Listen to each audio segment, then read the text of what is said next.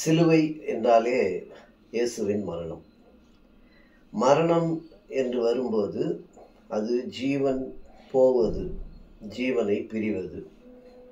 ஆனால் 2 கொரிந்தியர் 4ஆம் அதிகாரம் 10ஆம் வசனத்தில் பவுலடிகளார் என்ன சொல்றாருன்னா, கிறிஸ்துவனுடைய ஜீவன் எங்களில் தங்கும்படி அவருடைய மரணத்தை சுமந்து திரிகிறோம் அப்படின்னு சொல்றாரு.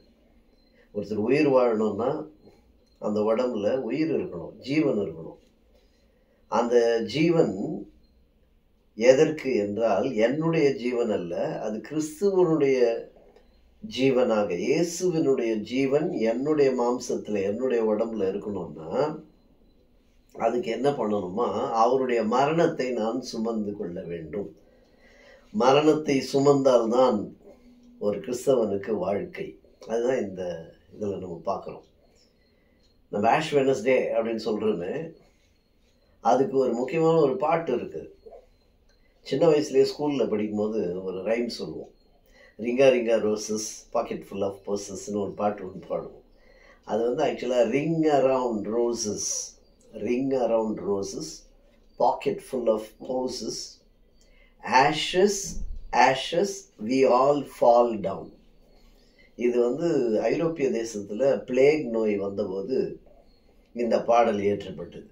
அந்த பிளேக் நோய்க்கு வந்து ரோஜா பூவை மூக்கு கருக வச்சுப்பாங்க. பாக்கெட்டில் நிறைய பாக்கெட் ஃபுல் ஆஃப் போசஸ், நிறைய கொத்து கொத்தா ரோஜா பூக்களை வைத்துக் கொள்வது.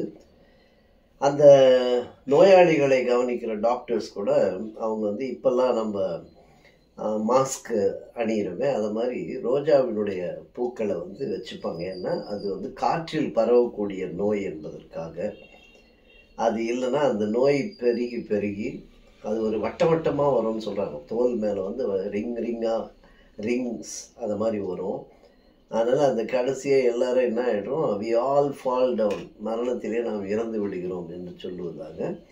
இது ஆஷ் வெனஸ்டே அன்று இதை நினைவுபடுத்தி கொள்ளக்கூடிய ஒரு சின்ன பிள்ளைங்க படிக்கிற ரைம்ஸ்.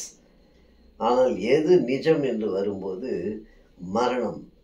ஆனால் வாழ்வதற்கே மரணம் தேவை என்றால் அது கிறிஸ்துவின் மரணம்.